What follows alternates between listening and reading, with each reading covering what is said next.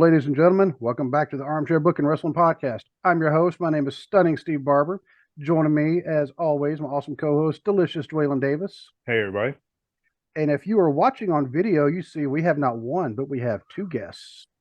We have BC Hunter and Jay Meyers from I was going to call it the Wrestling with the Truth, but now it's Wrestling with the War. It's a little of both, actually. Yeah. It's not at all confusing. The audio podcast has switched to Wrestling with the War to fit with the theme we're going. But Right. technically, we still have the YouTube channel, which we're just leaving as Wrestling with the Truth at the moment because it's more general stuff, really. Right. Yeah. Oh, and I've been digging listening to it too. Go ahead, Jay. No, I was going to say, but it did garner lots of discussion and we went back and forth. But yeah, we're kind of we've got lots of plans going forward. So maybe it'll switch from after Wrestling the War to something else. So the audio gives us lots of options. Wrestling with unemployment. And you know what? You're actually the perfect guest for the show because when we were on your show, when it was Wrestling with the Truth back in November, we actually had a discussion of why we were fans. And I heard Dwayne, I was like, you know what? We could do a series just based on that. Yeah. You know, so you're actually the fourth one so far that we've done with this. We've had some really good episodes so far, and I think this one will also be really good because we had fun on your show. There's no reason for us to not have fun on this one, you know. So, but go ahead and we took this inspiration from Ted the Hillbilly Hill, you know, the Podfather, of our guests telling how to contact them because we've discovered some people don't make it to the end of podcasts. We want to know how for people to enjoy your show as well. So go ahead and tell us, how do we get a hold of you and how do we watch your show or listen to your show? I'm going to defer to BC on that one. He always does that, yeah. All right, this is going to get confusing, but here we go. So, yes, as we mentioned, the audio podcast, which is available on everything, Apple, Spotify, Google, wherever you get your audio podcast, is now called Wrestling with the War.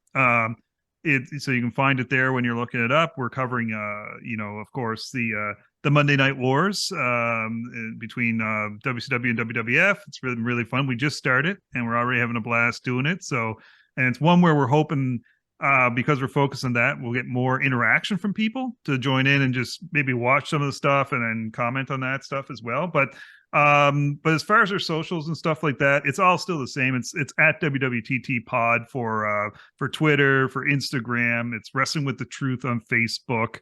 If you want to get a hold of us in questions in regarding the actual podcast, probably best to use my email address. It's just bchunterwwtt@gmail.com.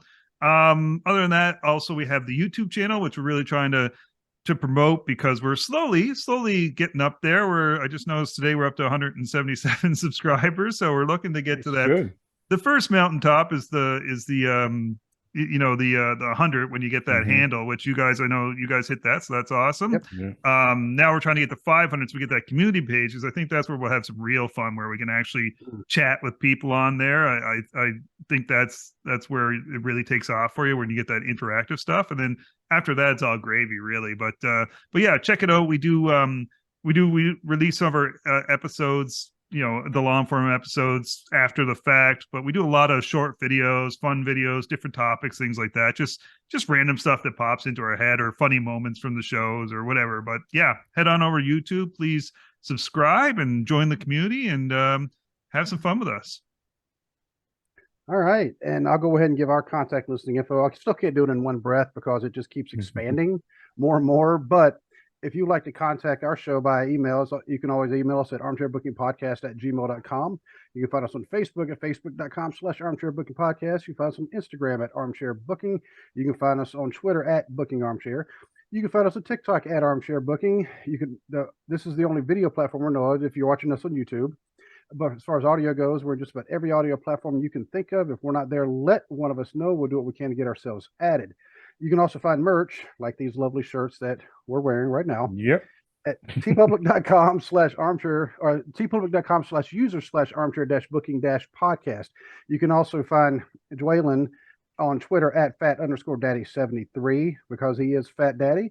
His wife is Big Mama. Together, they have YouTube and TikTok called Big and Fat.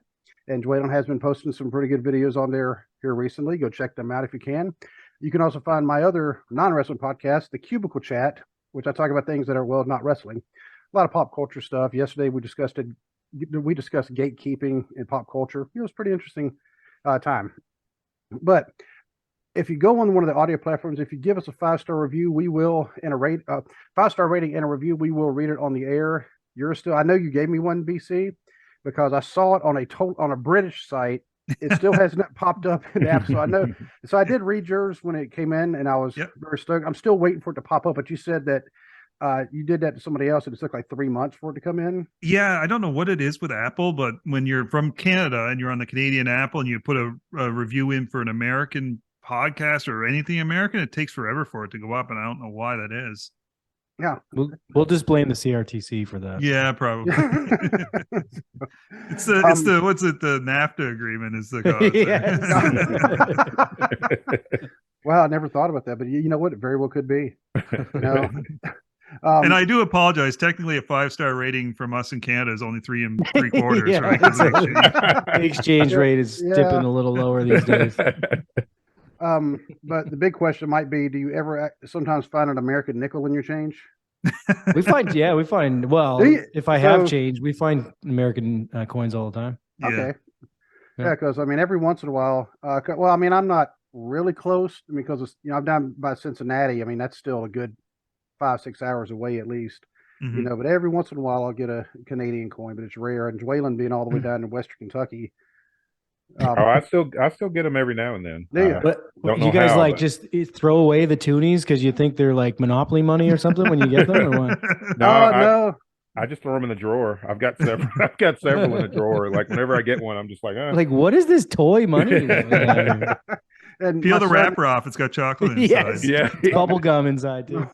And my son actually collects foreign currency because my stepdad, he was a retired Green Beret, and so he had traveled like around the world like a few times over, and he gave my son like a big bag of money, and some are from countries that don't even exist anymore. Wow! And I was like, wow, yeah, and yeah, Dwaylen, he met my stepdad, and you wouldn't look at him and think, oh, he's a killing machine, but yeah, he's kind of a killing machine, but he's got all this money. And so my son, he would actually like that, had the Canadian money. But the one thing I forget as far as this, we found out recently, we are on IMDb. Don't know how that happened. I didn't do it. Dwaylen didn't do it. Somehow we ended up on IMDb. I think that's kind of cool, because it was actually, I did a Google search, and that's how you can find a lot of the platforms you're on. Just do a Google search for your podcast. And that's when I found the rating. That's when I found your review, BC. And all of a sudden I looked and I was like, does that say IMDb? And I clicked and I was like, holy crap, we're on IMDb. So now, I mean, I just walk around like IMDb. That's right. No big deal. Now down. Yeah. Yeah. But Dwaylen, did I forget anything? Because no. This keeps growing and growing. And yeah. No, I think you got everything. All right, cool. And normally I would give a shout outs to all the other podcasts, but one of the other podcasts, one of the ones we support the most, is here with us. Yep. I do want to really appreciate that, by the way, guys. Really appreciate that. I do want to say something before we get started. I want to give my condolences to Jay Briscoe's family.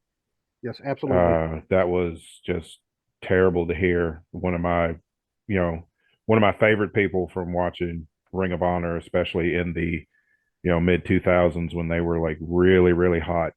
Jay Briscoe was really leading that charge, and the Briscoe brothers are absolutely one of the best tag teams ever. So just my heart goes out to his wife and his kids and his whole family. Yep. Yeah. I echo that. It's never good, no matter who's involved. But then when you have 2 daughters involved too, I think it hits home a little harder for me. So same. Yeah, it's shitty all around. It's shitty how it's been handled too. It looks like from Time Warner. So that's not fun either. But no, what's been amazing to me, or I guess to me, to hear is all of this, because I didn't hear much about them, and I'm not a big Ring of Honor guy, and I wasn't a big Briscoe guy, but the outpouring of like, this dude was the best dude in the business kind of stuff has been so cool to hear. And I know all I heard was that he got slammed and canceled for a comment years ago and all this stuff, which he's since apologized for, I guess. And all Well, that stuff. he apologized. He showed his support, and everything. And, it's one thing to make a comment because you're hateful. It's another thing to make a comment just because an ignorant comment just because you don't fully understand. That's somebody that's willing to learn, and I feel like he was. I mean, the comment was made like 10 years ago. So Right. Well, and it's also mistakes happen. Like you say exactly. things in the moment. Like it doesn't. Mhm. In my opinion, comments don't define people. It's actions do, right? Yeah. So anyway, but it was just really cool to see all that stuff. And like WWE, and I didn't watch NXT this week, but apparently they made a mention of it. They actually changed the segment. It was Shawn and New Day's decision, but they were going to do a funeral apparently Mhm. segment on the show. They Wow. changed that. They pulled out of the script. They made mention on air. Like it was, it's just cool to see I mean, you see it every time something happens, but the industry coming together and just like doing that. And I don't know if that would have happened if Vince is running things. Maybe it wouldn't have happened, right? But yeah, probably not, because probably not. He usually did not acknowledge things like that. Well, Triple H was one of the first to tweet, I think, too. Yeah. Like, Mhm. so anyway, it's just a shame that Warner kiboshed anything on Dynamite. But I like that Tony Khan went ahead and they did it after Dynamite was over, and they're going to put it up on the Ring of Honor YouTube channel. Yeah. For free too, isn't it? Yeah. Well, Oh, apparently it's going to go on Honor Club, but then also YouTube, is what I heard. So I don't know if it's going at the same time, but it's I believe so. Yeah. Yeah. Mhm. No, that's cool. So the name of the show is Why We Are Fans. Like I said, inspired by our time with you. So we already know your names. That's one of the first things I'm going to ask. But let the fans know where you're actually located, because we've mentioned it, but it's I think you might be geographically the furthest away from us. Anyone we talk to, we're usually the furthest away from. I can fill the listeners in. And so we are both located in the same city on the east coast of Canada. So it's picture New York and go straight up, and Boston, I guess, would be picture Boston, just go straight up. We kind of go straight up, but it's a little bit to the right. But that's Halifax. So we are Nova Scotia. So I should say that. And there's actually I run into and talk to a lot of Americans who actually do know that province, just because it's a pretty popular destination for summer. It's one of the major driving revenue for the province is tourism. So it's a pretty big deal in the summer. There's coastal communities. There's lobsters, obviously abundant here. It's picture Maine, but like a little more touristy, with some more history from the British. So so that's where we're at, and we're close to everything. Like Toronto, Montreal's close, but we even have our own time zone, so that's what throws everybody off. A lot of people don't even believe us, because they called us out and said they don't believe. It was a Kyle, I think, maybe. Thought we made it up. Kyle and our end thought we made it up. So, like, no, we swear it's a real time zone. It's called Atlantic Standard Time. But so that's where we're at. And just so we can kind of give a background other than being a fan, what are your occupations, if you don't mind? Because we're trying to tell everybody, the wrestling fans across, I mean, they are so broad. I mean, you can't just lump wrestling fans into like one occupation, anything like that. I mean, they're all across the spectrum. So if you don't mind, tell us what you actually do for your shoot job. Yeah. BC, you want to go, or I can. Well, Jay's a male stripper. And, you know what? Magic Mike version 2, but no, we're actually both insurance nerds. Weirdly enough, we're both in the same industry. So we that's how we became friends. Actually, we work in the insurance industry. We met at the company that we originally started with back in 2006, wasn't it, Jay? 2007 maybe. Yeah, 2007 for you, maybe. Yeah. Sorry. So we've known each other since then. So I don't know, do the math. That's what 16 years now. So and we immediately kind of struck a bond, because Jay was way more open about his like of wrestling than I was. Never been closeted. You see a little bit more than me, but yeah, as soon as I found out, I was like, what? We got a wrestling fan here. We just started chatting and away we went. We were off to the races. So yeah.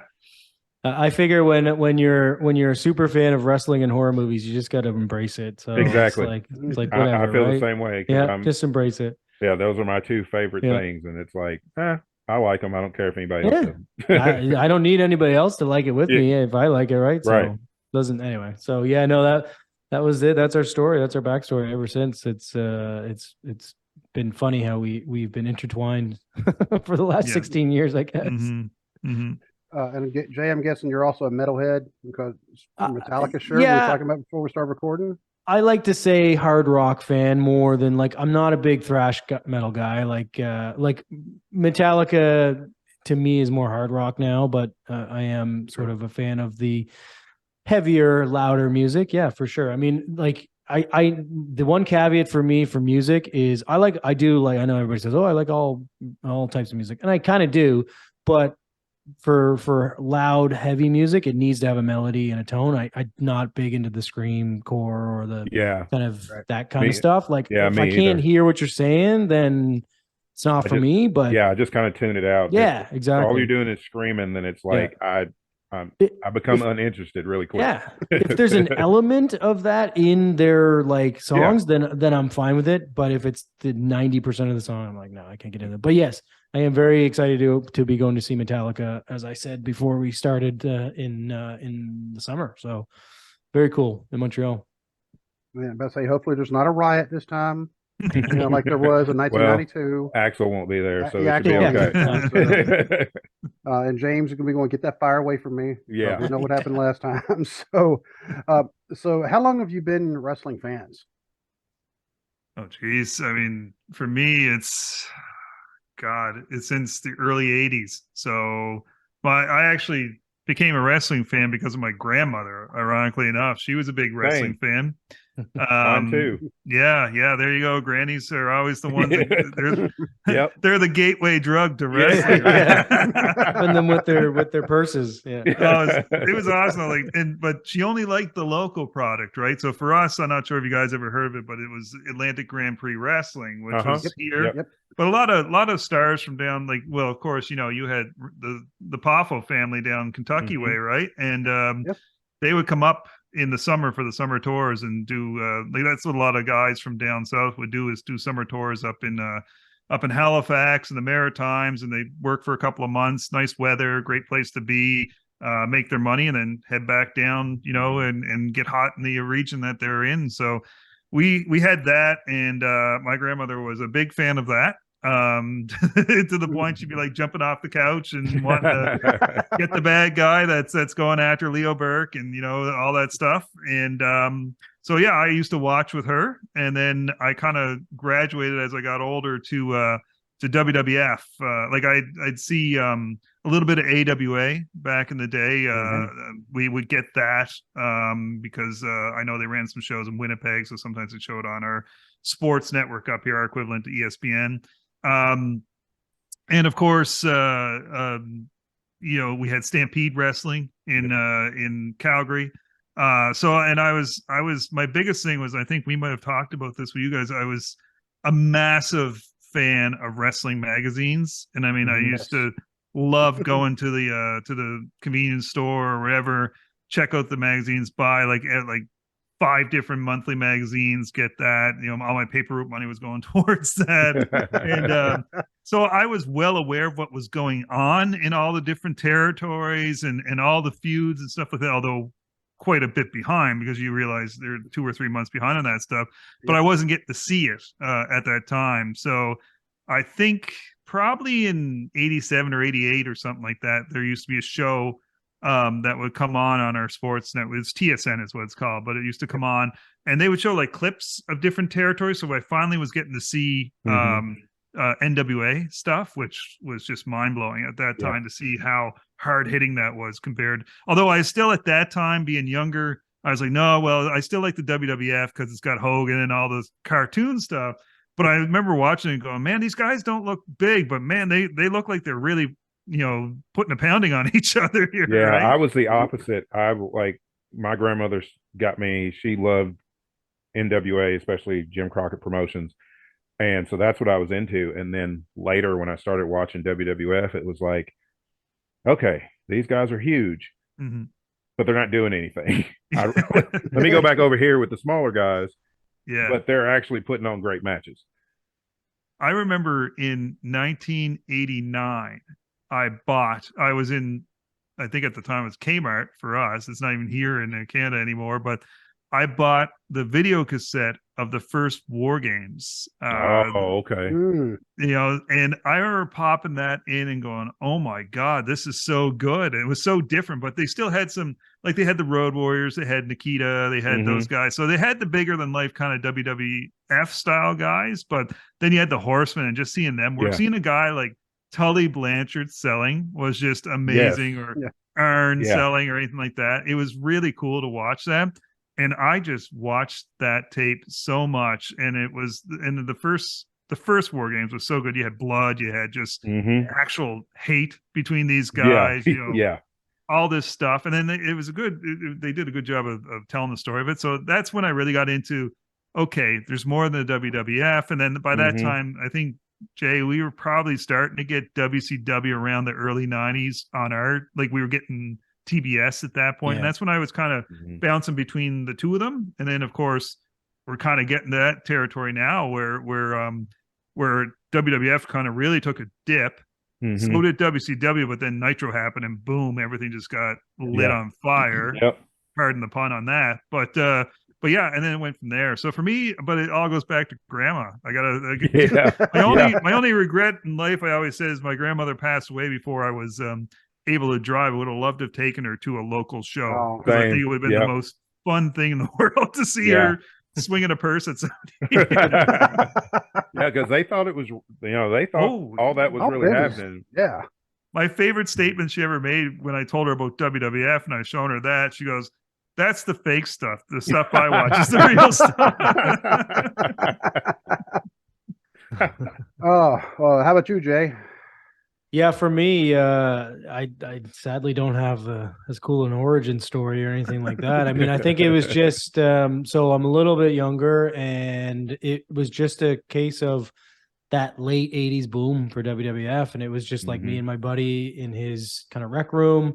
We Saturday night would come, like main event would come on, or it was Superstars during the day, and we would just have it on, and then it just caught on from there. So like I'm sure I was watching in like 87, 88-ish. I was still 7, 8, so I would have been a little young, but like I don't remember a ton of that. It was like 89, 90 when I really started to kind of pick up stuff, and I'm always being corrected by dates. But like the biggest feud that really stands out to me is the Mega Powers Explode. So like that was the first feud that I really remember being like heavily kind of invested in. So I can't remember. Correct me. That was what, 9? Was that 89? It was 89. Yep. 89. Right so on. there you go. So I was off on that. But so yeah, that was about the time. So again, that was like WrestleMania 4 time. That was Andre's kind of decline-ish, but like still kind of doing his stuff with Ted DiBiase and all that stuff. So that it was just getting hooked on the boom that was the late 80s Vince product, right? I mean, that was kind of, I didn't watch NWA, I didn't tape trade, I didn't have magazines, I didn't do any of that stuff. The only exposure I ever got to anything else was like BC just mentioned, was on like TBS. We did get TBS, and so I would catch WCW Saturday night every now and again, and that's pretty much it. And so much so that even during the early days of the Monday Night War, we weren't getting Nitro, I don't think, at that point, and we only got Nitro a couple years in, so I didn't know anything until we really started getting Nitro when it started to air here, which is I think like 97 we started to get it. I think it was 97. Yeah. But anyway, so yeah, that is just organically growing to love it. And then weirdly, I kind of fell out of it around 92, 93, because I was like, my family was moving, and then I kind of, I don't know, was getting into high school or whatever, not high school, but junior high and stuff. And I just sort of, there's a gap for me between about 92 through 96, really, almost. There's a gap. And so going back and watching this stuff now has been kind of good for me, because it's I'm reliving some of that stuff that I kind of glossed over or wasn't even paying attention to. So it's been cool in that sense. Now, I know when I first like really got into wrestling, you know, I was like 10 years old, and I always heard the same thing, and I'm pretty sure y'all heard it as well, is how can you stand that? That's fake. Yeah. Which that's like the worst thing in the world you can say to me. I'm like, no, too many people are getting hurt. Yeah. Guys have actually gotten killed in the ring. Don't say it's fake. You can say predetermined all you want, Yeah. you know, but even now, I mean, I'm a grown adult and still catching that from people. You know, how do you like wrestling? And because I do. You know, do y'all still catch that? Oh yeah, Yeah, I love it. Jay, I you love it gotta- when people. Yeah. So I was going love to say it. you have a great description of what it is. Yeah. Yeah, I love when people come at me with that. And I don't get it that much anymore because I think it's generally speaking in society now, it's much more of just not agreed upon, but it's more of an accepted entertainment form now. But if somebody does, they say, "Oh yeah, no, it's yeah. Is your Marvel movie is that fake Exactly. or Exactly. is your Batman kind of comic book it's the most asinine thing when people say it, right? Because they're spouting off rhetoric that they've heard or they don't even think about because it's like, no, it's not fake. It's scripted. Just like your TV show or your soap opera or your movie, it's the same thing. You're watching a program. I mean, I mean, to me, that's the easiest way to combat it. I don't get super worked up about it. If somebody is insistent and is like meaningfully saying that they feel like it's fake this, fake that, then I will get a little bit fired up probably, but because it's disrespectful. Like you said, Steve, you know what I mean? It's just disrespectful. So it's just I've always been one of like, don't judge somebody for what they like. Leave them alone. If they enjoy it, then that's all that matters. It's not bothering anybody else. For us to be wrestling fans, we're not, it's not bothering anybody else. So it just doesn't even make sense. It's like, do you get pissed off at Coronation Street fans? Because there's millions of them in this country. You know what I mean? So that's a British TV show for those who don't know. But yeah, lived in England for 6.5 years. Yeah, so. there you go. And like it's a fanatical fan base. You know what I mean? Here in Canada, and there's like we are in insurance. He's a nonprofit based around Coronation Street. Like it's a big thing. I couldn't watch 30 seconds of it, but I get that it's their passion, right? It's no different. It's everybody's different passions. It's like why they want to sling arrows at pro wrestling. It's like Game of Thrones. It's like I watched the first episode and like it was 45 minutes. I wish I could have back because I was bored. But I don't begrudge anybody else. It has a huge fan base, and by all means, if that's what you like, then enjoy it. To me, it just comes down to the carny aspect of it, maybe over the years, and that's where it's a historical legacy that people just repeat because that's what it's easy to do, right? I mean, it's kind of lazy, to be honest, for people to say it in 2023, but I'm sure it's still out there a little bit. Yeah, it's that low-hanging fruit. Yeah, basically. It's the most physically demanding acting job in the entire world, and my wife says that all the time. It's one take acting, and actually, it's what theater. it is, it's not acting, it's theater. And like what it is theater. you're actually taking the stuntmen and making them be the stars of the show. Yeah. Because you watch like you mentioned the Marvel movie. Those actors aren't doing the stunts. There's a stuntman that's doing it for them. But is the get 20 stuntman takes too? Is the stuntman actually really getting blown up, or is it fake? Right? So it's the same thing, but it's demanding. So that's the way I look at it. Ironically enough, like.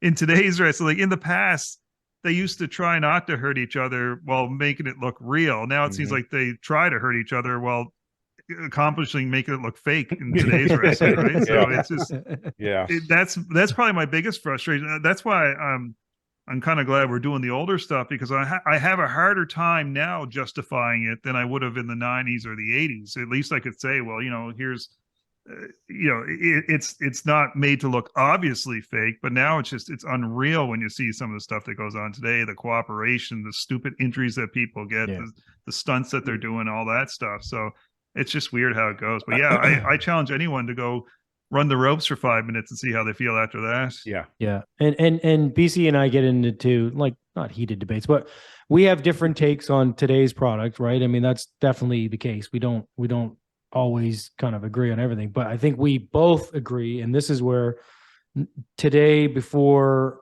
whenever, these guys are athletes. I argue that the best athletes exist in today's pro wrestling. I think that is unquestionably I the would case, agree because with you. even the bigger guys, who is a liability in the ring anymore? Can you name them? Right. Like, I mean, there's a few guys. I can see BC smirking, but like, there's Yeah, I only a see the few guys smile on now, his right? face. There's only a few guys. Whereas in the early '90s, late '80s, there was only a handful of good workers, right? I mean, that was the tag back then. So anyway, I just think the athleticism, yes, it's way more choreographed, and I don't like that either. But it also lends itself to the high spot kind of athleticism too. Mm-hmm. I wish they would tone it down in some cases, but again, it's a menu, right? It's or like a buffet, right? Everybody can choose from different things. Like if you want a little bit more toned down, I think the WWE is a toned down version of modern wrestling, but AEW cranks it up, right? I mean, they go full scale, and then like Impact is probably a little bit in the middle, and they go more character driven and more story. And so, like, I don't know, you pick what you want, but I will stand by this, that I think even the biggest guy out there in the ring today is 25% more athletic than the best athletes of the earlier years, right?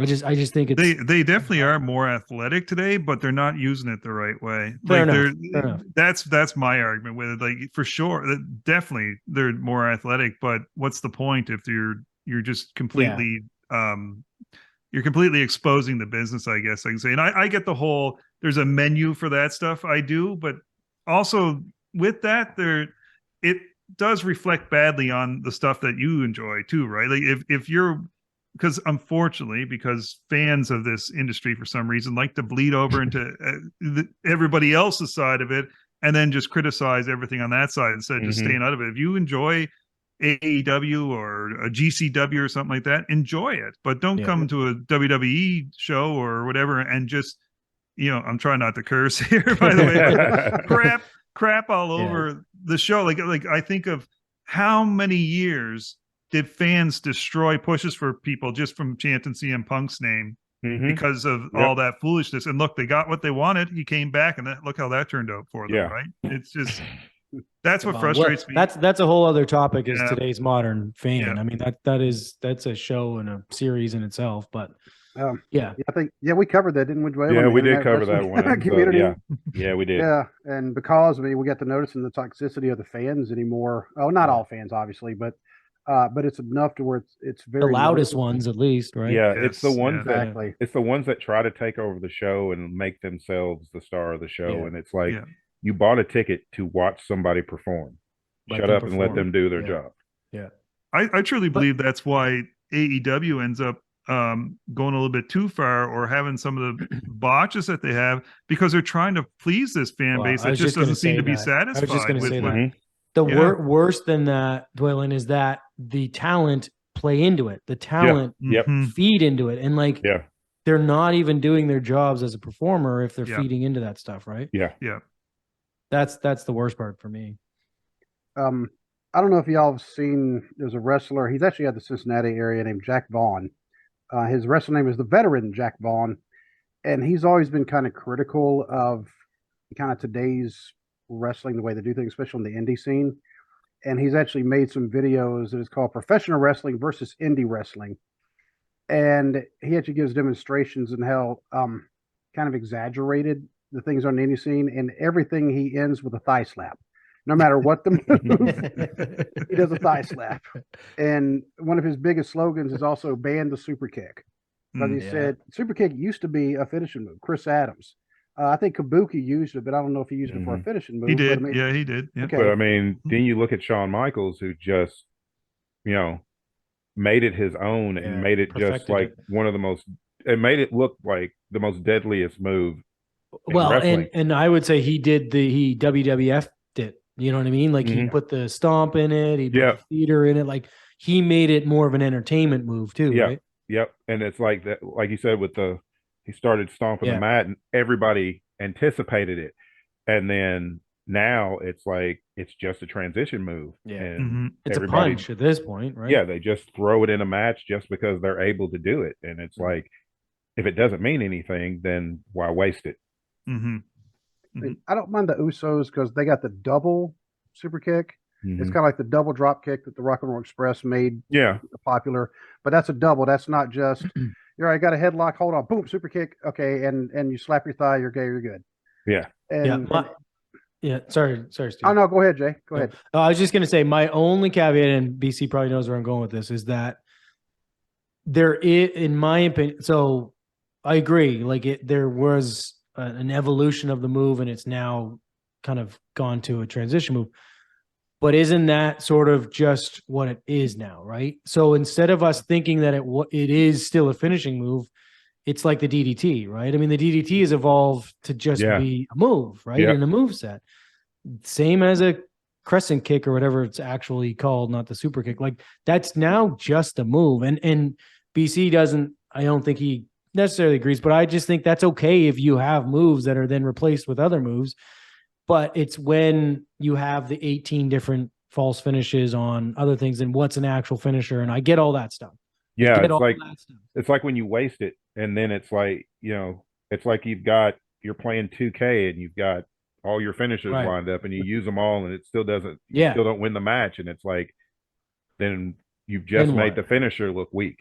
Yeah. And I get all that. I get all that. My only point being is that moves can evolve to just being regular moves now. Yeah. Right. You know what I mean? Yeah. So I think that's where we're at with that kick now. It's not a finisher. It's not even a signature anymore because every single match has 20 of them. Right. Yeah. So, I mean, to me, I'm okay with that if we all acknowledge that it's just a move now. Now, if somebody's still going to go out and finish matches with it, then that's dumb because that doesn't make sense because we've already established it's just a move now, right? It's not. Anyway, so, but I get that can be confusing. And then we get some moves are still finishers, but does anyone still use a DDT? I guess Mickey still uses a DDT now. So but all of that stuff, all of the finishers, they're just, their talent arbitrarily calls it that, right? Mm-hmm. There is no actual scale that says this move is more impactful than this move because they're scripted, right? I mean, so we assign that context to the move. So I think if we just get out of our own way and say, okay, well, it's okay if that move is now just a move because there's XYZ moves now, right? But I know where BC is going to come with this. The fact that every move now is not a finisher, that's the issue, right? You got to have a finisher still. Yeah. There's got to be something that is so badass that it ends the move and ends the match, right? But that was always my argument. What is a finisher now? Right. What do you do? And I don't think actually the fans have assigned it. It's the wrestlers have assigned what a finisher is. It's just that what they used to do in the past is they would protect the finisher, and they don't do that anymore.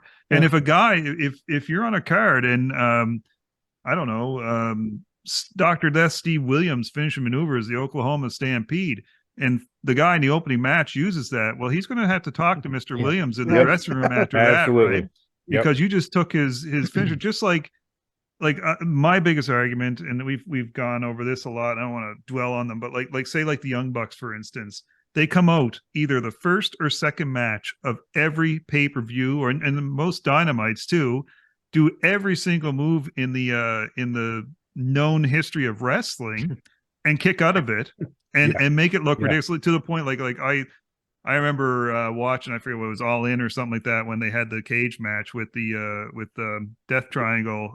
With the Lucha Brothers. Yeah. Yeah. And I mean, I know people will crap on me for this, but I texted Jay and I said, I can't watch another Young Bucks match when they stood there and did super kick after super kick all in a square.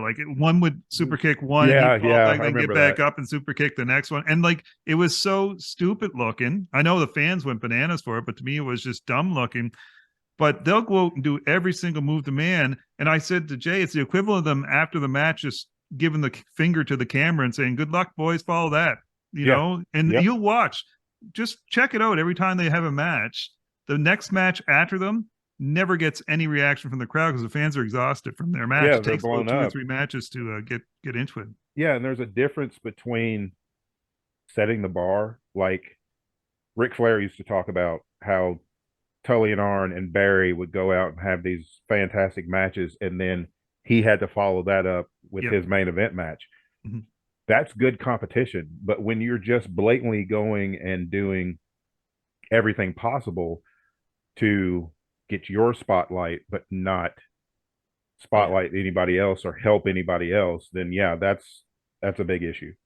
Yeah, like imagine if I don't know, Hillbilly Jim did a leg drop on King Kong Bundy Yeah. before Hogan's match, Right. and let Bundy kick out of it. Well, then you realize, wow, that's a really dumb finisher for Hogan to have. Right? That does happen. Yeah. It does happen on every show now. It does happen on every show now. So your point's well taken. But I mean, I think it just speaks to, and I don't want to say every talent in 2023 does this, but like, I think it just speaks to the selfish nature of this generation, right? I mean, I think they don't care about that stuff anymore. They don't care about protecting the business. They don't care about like elevating the next person. They just care about get their stuff in, right? Exactly. That's literally written on some gear, right? Like, so get their stuff in. That's all they care about, because that's the mentality today. And nobody in the WWE is doing the Superman punch, though, right? Nobody's doing a hell of a kick. Or I think like WWE does a really good job. They do. Still trying to protect that stuff, and except maybe for the people.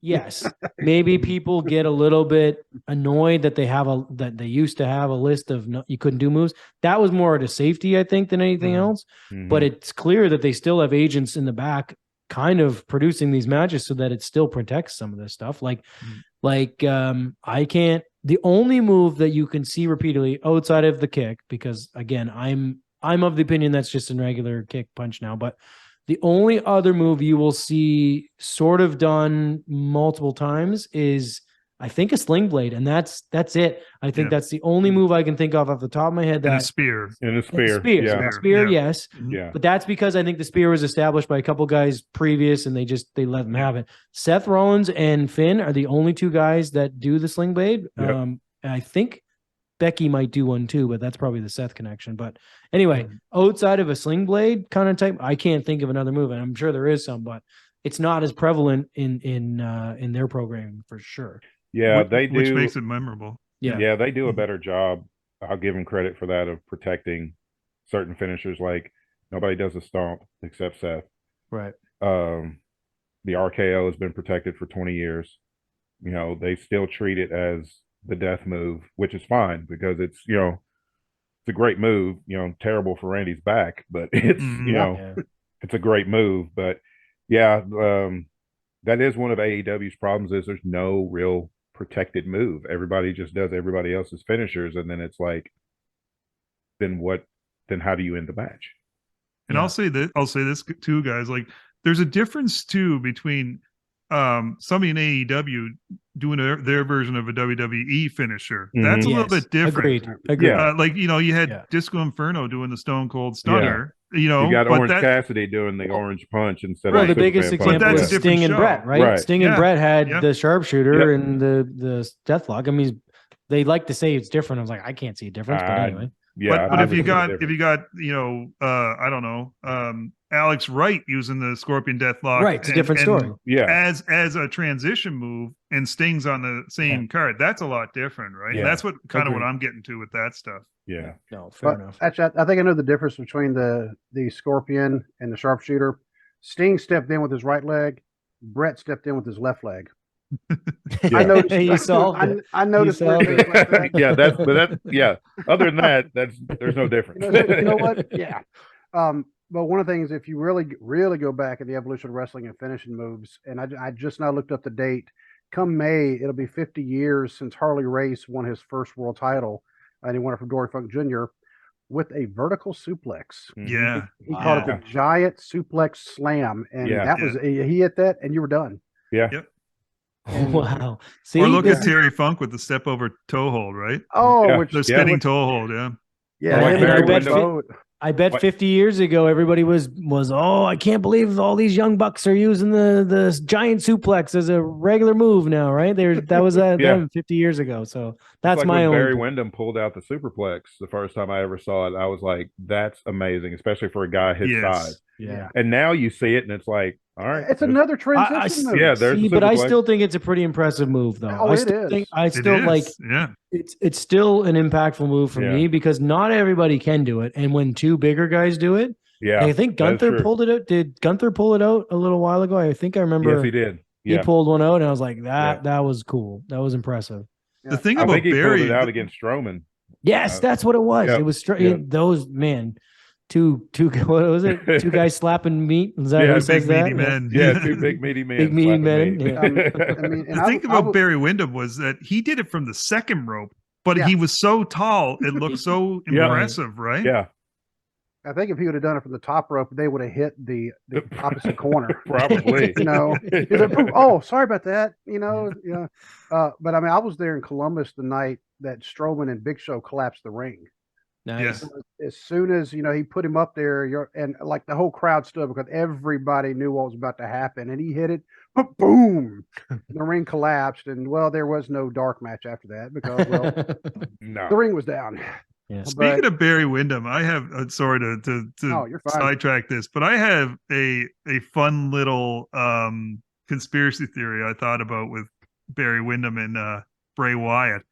I always was wondering, was Uncle Howdy supposed to be Barry Windham, except he had the whole incident where he had the heart attack and he wasn't able to participate? Because I you don't think know. about it, it's Uncle Howdy, which is Right. Uncle Barry, right? Yeah. He has the long blonde hair, Yeah. the facial hair, that stuff. I always wondered if maybe he was going to get family involved. So maybe Barry was going to be kind of like the guidance, and Bo will come in as a different character and that kind of stuff. Maybe. I never Or thought about that. Or maybe Kendall Windham. Okay, No, is he in no, prison or anything like no. that? No Kindle. They just leave No him over Kendall. here. Yeah. So who are your favorite wrestlers, or who are your favorite wrestlers? You go ahead, Jay. Oh.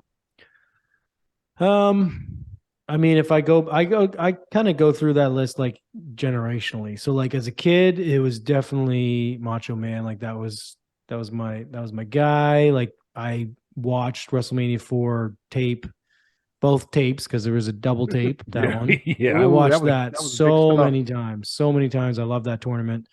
So Macho was definitely one of my guys, and I liked Hogan. I was a Warrior fan probably for a little bit too. And then fast forward a little bit to obviously the Attitude Era. Weirdly, I wasn't a big Brett guy, like most. It wasn't like, it was like almost like maple syrup where we had to like Brett, but it was like I mean, he was good, but he was not like the charismatic guy that I'm drawn to. So I think during that time I was a big Austin guy. I did like DX, but I was a Rock guy. Like that was my guy. Like the Rock. Like I was, even when he was early Nation days, I was like, yeah, this guy's amazing. So love the Rock, love Macho. And then like modern, big fan of, who am I a big fan of now? Like I've always been a Miz guy, and that might draw the ire of some, but the Miz has always been one of my favorites just because I think he's undervalued and underappreciated for what he is. And he's just a great, great character. But I think like today's generation, I don't even know. I'm not a big Roman guy. Like I like him. I don't know. Like it's tough for me because I don't watch for one guy anymore, right? I watch overall. But if I had to pick, I'd say Seth probably. Like Seth is one guy that I'll like just because he's so good in the ring, and I love all the stuff. Like that's WWF focused, I guess, or WWE focused. So on the other side of things, outside of WWE, I think I am drawn to probably MJF more than anybody else. So I guess that would be my kind of my guy outside of WWF. Yeah, for me, I think it's pretty obvious from behind me here. But growing up, I mean, when I first started watching wrestling, you had to, by law, like Leo Burke in the Atlantic Grand Prix.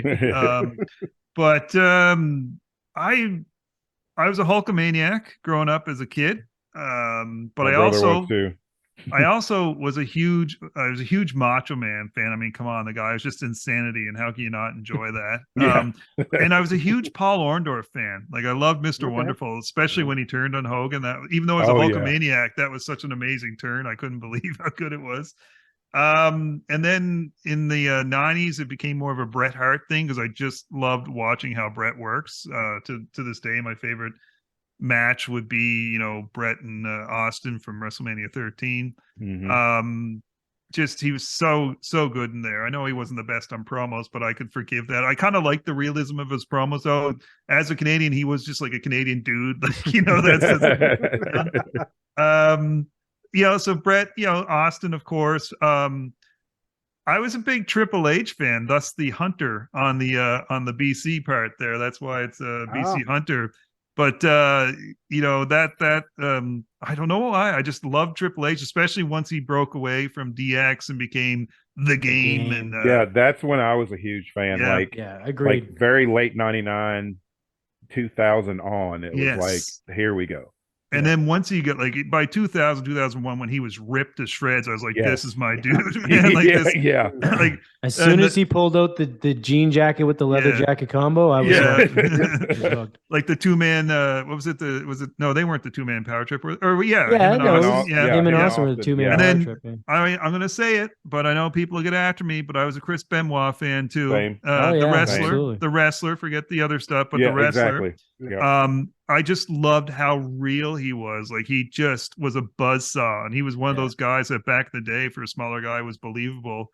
So yeah, him. And then after that, like as a 47-year-old, it's hard to say, oh, I have a favorite wrestler now, but I do have people that I enjoy watching now. And for me, Sheamus, to this day, I love Sheamus because I know he's going to go in there and just have I'm not going to say banger, but he just you knew I was going to follow up on that if you did. He just puts on an absolute slugfest, and like just seeing the welts on this man's body after a match. And then I'm starting to become a big fan of Gunther, and watching. I'm kind of hoping it's him and Gunther at Mania if it's not going to be him and Brock. Brock's another guy. I know people are so tired of Brock, but he brings the realism to it, and he's just downright scary, which he's the one guy where I still believe, okay, this guy might actually go off on his own and do something crazy. So I like that. Orton, always enjoyed watching Orton. And then, on AEW, like I'm not a huge AEW fan, but I can appreciate people that are in there. And like I say, MJF's just on another level far as what he's doing over there. It's pretty amazing. And other than that, I mean, it's I like watching more so like things like I enjoy watching Impact and stuff like that because it's an easy watch, and I appreciate some of the people on that, like a Josh Alexander or somebody like that. But I mean, it's there's not a favorite, just there's more people that I would rather watch. And I mean, Seth has gone to another level too. You're right, Jay. Like he just now it's like just break glass and have a 5-star match and away you go because that's going to be there. And So as far as like your experiences with wrestling, like live events, meeting wrestlers, things like that, or have you actually been involved, like literally been in the business in any capacity? BC's chuckling because when I was far too old, I decided to step in the ring and try and do some training, and it only lasted a couple sessions, and I was like, you know what, these concussions the next day at my day job aren't doing too good. But so I have limited experience in actually getting inside a ring, but I don't think either one of us has really been involved per se in an actual local promotion or anything like that. But it's more just kind of involvement in we've had the local kind of talent on our show, and we've done some promoting for them. But other than that, no, we were getting to a little more shows, definitely pre-pandemic, but I haven't been to much after everything's been kind of back open up. But that would be the extent of the actual in-person stuff. Well, you got a good story though about your indie experience back in the 2000s, though, the early 2000s. Oh yes, we did. So like younger version of me, like university days me, where there was a group of us that used to go to. There was a show that would run out of a bar. Literally, it was just like a pub tavern kind of bar. Like I don't know how the hell they got this ring in there. It was pretty small space. Literally, like if they went on the top rope, they'd push through the kind of drop ceiling kind of thing. Wow. So like, it was like stupid that they were even in there. But we used to sit. So like, just you're picturing what it was. It was just like the ring would be as far as they could get it, and then like the tables would be around. So we're like on top of the ring, sitting at our table, having wings and beer and being rowdy and 20-year-olds. And we basically just kind of became a little bit part of the show, and they would come and they would do like matches, like with outside, like no DQ matches. They'd come up to the table and we'd like bash them with stuff. It was just like, it was pretty That's good. awesome. So, yeah, it was fun. It was fun, but that only lasted a little bit, I guess, but definitely was not involved per se. We just made ourselves. We were the genesis of the annoying fan. We just made ourselves involved as part of the show. Yeah, for me, so where I grew up, I didn't grow up in the same town that we're living in now. I grew up 4 hours away from here, and we didn't really get much wrestling down there. I think we had maybe 2 WWF house shows come in the 90s that I went to see. The independent scene locally there had dried up by that point, so there was no indie. So in my prime years that I could have went there, when I had transportation, had probably the alcohol influence, and had some money in my pocket to actually go, there wasn't really anything I could go to. And so by the time the indie scene was coming back, I was married, kid. I wasn't going to shows or anything like that. We still don't get very many shows. We hardly get anything here now as far as like WWE or anything like that. My one regret, I think, is that I missed the one Raw that was here back in '97, because it was quite the eventful Raw. Yeah. Well, you did, but we had the 2002 Raw and SmackDown tapings too, so that was those were fun. That was Mr. America. Yeah, vividly remember those. I wasn't living here at that point either, so I missed out on that. Right, you did miss that, yeah. So it's the local indie scene. Like Jay mentioned, we've kind of tried to get to some shows more so now because of the podcast, but then the pandemic happened and that kind of screwed things up. So I think eventually we'd like to get back into going, but it just seems always been timing has been the problem with that. Yeah, but right. Yeah, it hasn't been as flourishing a wrestling scene here locally for us. Although it's quite busy right now. You'd have to agree, Jay. There's a lot of independent stuff. For sure. Yeah. Yeah, the problem, sorry, Steve, just to further on that point, like the only issue I have with the local scene for us anyway, it's a little watered down because you just have all of these guys who are not big guys. They're pretty small guys going to work for all of these 6-7 promotions.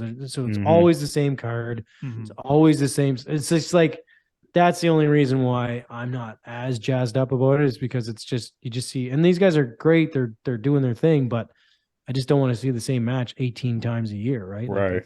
Yeah, we have about 6 or 7 promotions here locally. All of a sudden, with using the same talent. with about 30 talent overall, right? Oh wow, pretty much, yeah, it's bad.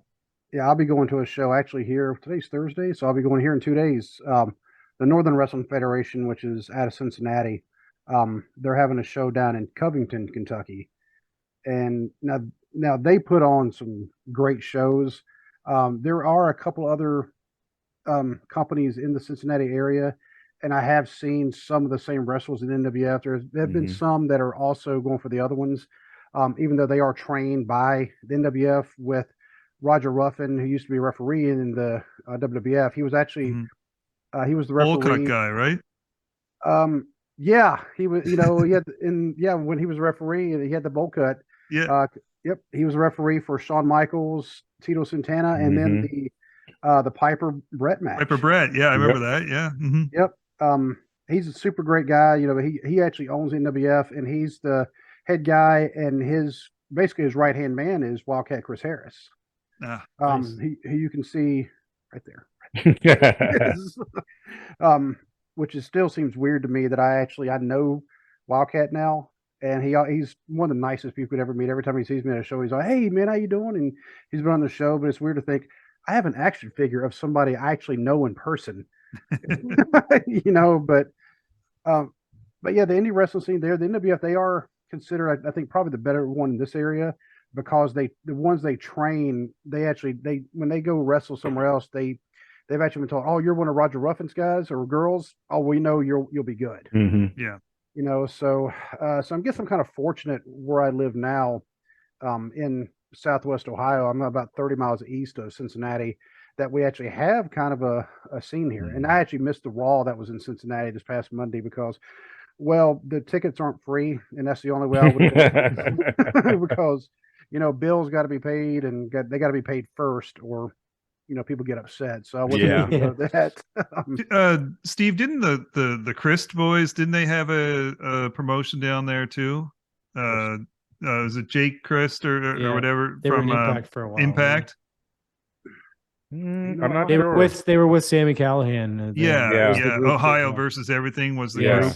Yeah. I think they did have one. I can't remember the name of it, but I think they did run a promotion. I don't think it lasted very long, but I think they did have one. Okay. Let me see if that's because I'm actually looking him up right now, and I just saw the way he spelled Sammy. Threw me off. I think they spelled it Christ. Oh, he's from Bellefontaine, Ohio, and he's built from Dayton. So, trained by Shark Boy. So I'm guessing, if he's involved with a promotion, and I'll kind of keep looking on the Wikipedia article because we know Wikipedia is entirely 100% accurate. So, look, he may have had a promotion, but it may have been up around Dayton, up in that area. Dayton is about 65 miles or north, from here. So. And when my daughter, when she gets back with her Disney thing, she'll actually be going back to school up in Dayton. Right. Dwaylen, you're in Kentucky, so was that like an NWA stronghold back in the day? Not really. No. I mean, they ran some shows up near Louisville or Lexington, but not really.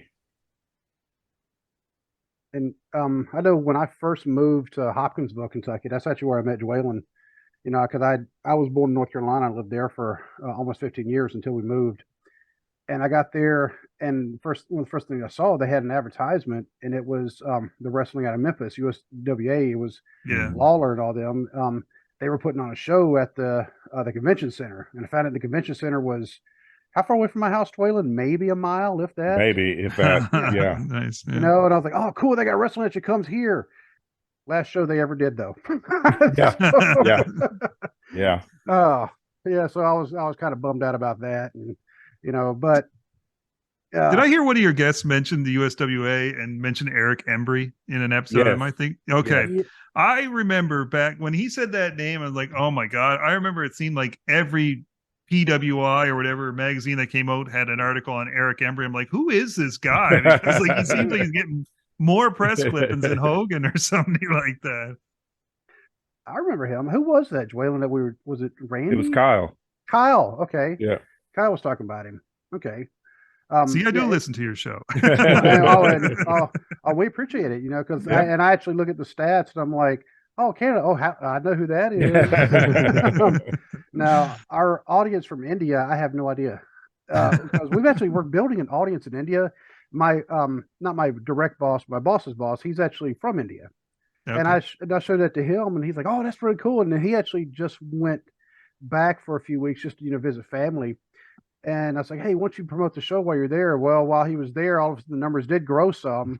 And I was like, did you promote the show? He's like, what? And I showed him. And he starts laughing. He's like, no. He said, I actually didn't mention it. But but he's actually happy, that it is growing, because at work apparently I'm known as the wrestling podcast guy. So it doesn't help when I walk around with a coffee mug with, I have my other one too, my big tumbler. But yeah, the wrestling podcast guy. And every time anybody hears something about wrestling, any kind of news, they always will text me a link, or they'll come up to me like a couple weeks ago. My boss, my straight boss, he just walked over to me. He went, Saudi Arabia, huh? And that's all he said. But what do you guys think of that, by the way? Oh, I think it's a nothing burger because it's not. I do too. Yeah. Yeah. It's just completely fabricated based on a chat. Apparently. Yeah. So Nick Khan has even come out and said it. It's just unfoundedly not true, right? Yeah. It doesn't mean there won't be something there, but that story was nothing. Well, somebody made the point. I mean, it's a publicly traded company. It's going to have to go through a whole vetting process before anything can come out. So it's just the old rumor mill. I mean, people. The rumor mill was that it started from a group chat from someone internal in WWE that they just basically pulled it out of the air because they heard Stephanie quit. Yeah. So because Stephanie quit, that connects the dots that, oh, they must be bought by the Saudis, which again is asinine because the Saudis own multiple things across the globe they don't get involved in. That's Yeah. right. They're not going to tell It's just them the money, what- not the it's people. just the money. Yeah. They Mhm. what is it? Manchester City that they own? They don't do Yeah. a single I was- thing with that team, right? I was They- about to ask which Premier League team it was. For some Yeah, reason, it's I was thinking it Manchester was- City. Like, Is and it? that's a Okay. that's a ginormous team that they have zero involvement in. They don't go there and say, we're going to run the day-to-day football operations of your team. They just say, Yeah. here's your money, give us money back. Like that's basically Right. how they do it, right? So it's like the fact that Stephanie was, I think people forget, she was pulled back in Mm-hmm. after Yeah. taking a leave of absence. So like Mhm. connect the dots. She wanted back out, obviously. And with Vince coming back in, it made sense. So I thought it was just everybody jumping the gun, and then it's just so silly that that's reporting, right, quote unquote, or journalism, quote unquote. So anyway, I think it's quickly died, and the poor guy who reported it. I don't know what he's saying now, but he's probably not going to tweet again for 20 years. I think. Probably. Yeah. Well, he had 2 in a row. I think he had. Yeah. I think he predicted that Sasha was going to show up on AEW, Dynamite, yeah. yeah. So he had a good Yeah. week. Yeah. I still think Saudi is in the running because it just makes sense, probably. right? I mean, that's just it's a logical, not conclusion, but it's a logical assumption to make. But I think the biggest front runners are still Comcast, and weirdly, I think the Khan family. I think they actually are a front runner. I really do. I think people are like people poo-pooed it, but then when you start to think about it, they own the Jaguars, they own what is it? Not Tottenham, but they own another premier team. They actually do have quite a lot of money, and people were poo-pooing them because they couldn't put up the $8.5 billion. But now I'm thinking, I think Daddy Khan has more than enough money to fund this. Yeah. It's whether or not they want to do it as a merger and whether or not that would get approved, which probably would because it's not a regulated industry, I guess. So they could do it. Well, that's what I'm wondering because the U.S. laws say a monopoly is anything over 30%. But where was that when WCW got bought? I don't think it. I don't think this is considered. So I don't think it's that's what I'm kinda considered the same stuff as regular consumer type products. Jerry McDivitt would tear that apart in no Yeah. time. There, Exactly. But I can't. I think Vince out of spite wouldn't sell to the Cons, to be quite honest. Perhaps. I know he wouldn't. Perhaps. But yeah, but I there's I lawsuits against Vince too that he might not have a say. There's class actions already in place to remove him again. So yeah, that's not going to happen. know. The guy's bulletproof. It's unreal. But I floated this one out to Jay. I said I think it is the Saudis, and I think the whole Saudi show situation that's been going on over the last few years was a down payment. It's like seriously, like they paid so much money for those shows, and they get whatever they want. I was saying that's their down payment, and they're just buying it over the year or something like that. And well, the connection is there, right? Vince is clearly in there. He's well liked. He has the relationship, but I think there is a very strong case to be made for Comcast, given the network, the Peacock connection, given the USA connection, given how seamless it would be, given that Comcast wants IP, right? And that's what WWE is. It's intellectual property that they can then make more money off of. They don't care that it's wrestling. They just care that it's an IP, right? So personally, I hope it's Comcast because we probably have a much more seamless transition if that's the case. The Saudis opens up a whole can, right? I mean, that's Vince probably coming back in charge. He won't be in charge if Comcast buys him, I don't think. It's like he's way too nuclear heat for Comcast, probably. Yeah.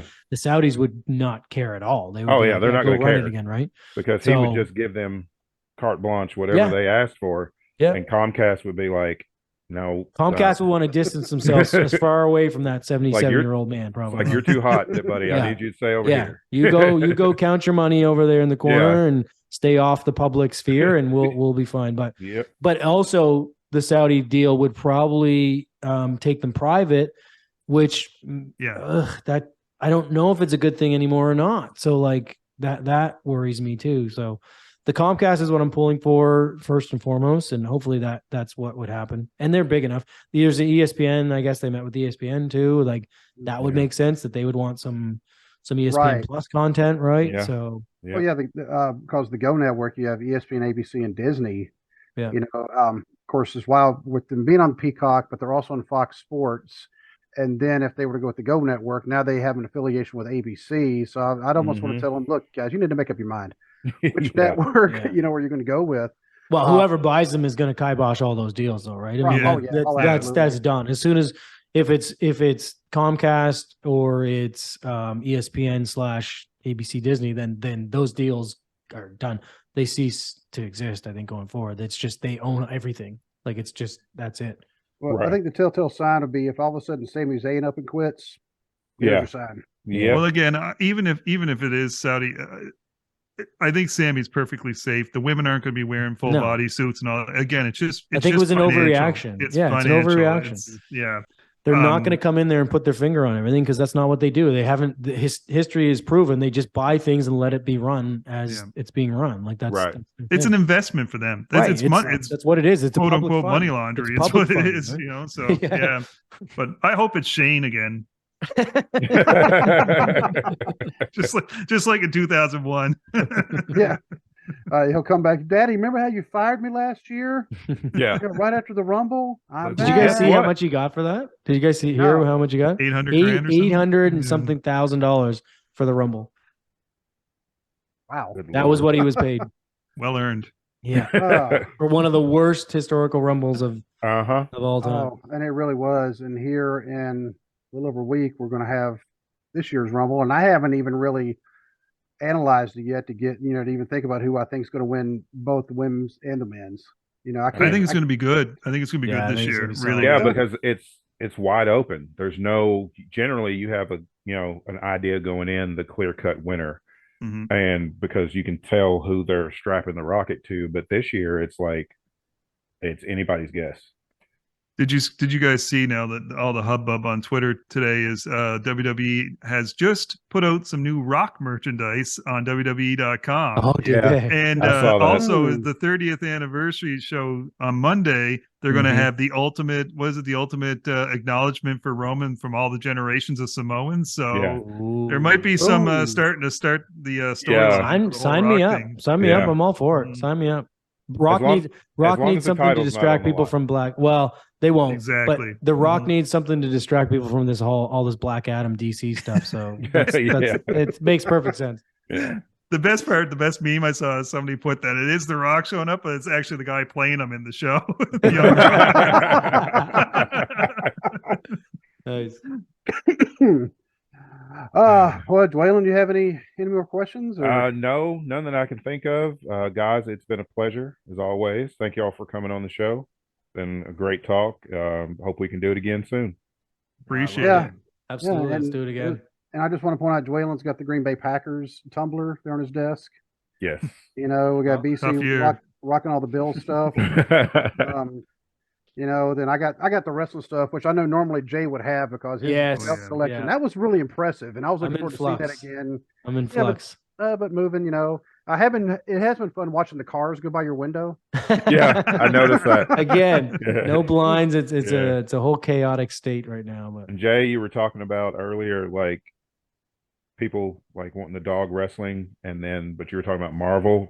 Right above me, I have a WWE Championship belt that my wife bought me, and then she bought me a replica of Thor's hammer for Christmas. So it's like I've got them both. Nice. Well, this room is going to turn into to my much loved room. It's got to be a work in progress still. So gonna be I can do whatever I want in this room now. So it's gonna be fun. Oh, I did have one question for my 12-year-old son. He wanted me to ask, what's it like living in Canada? Well, that's a loaded question. Before pandemic or after? Yeah, because it's a whole different country now. I think the best way to describe it is we are kind of like the American little annoying brother, right? I mean, that's kind of we like to be we like to think we're not American, but we steal everything from you guys. So like literally most of our culture is just stolen from you guys. But then we like to flaunt some things of our own, but that stuff's usually not the better stuff anyway. So it's just like it's America light, but like without more hockey. Yeah, with more hockey, hockey. with more hockey, and without the Constitution. So that's the best way to describe it. Definitely without the Constitution. Definitely without the Constitution, and way more royalty involved in our country. So yeah, one of the best concerts I ever saw was Rush. When it's still one of my favorite bands of all time. So there I you say go. yes, I love Canada just for that. Fair enough. But I am going to go ahead and wrap up. But thank you so much for coming on. We really Yes, thank you. appreciate it.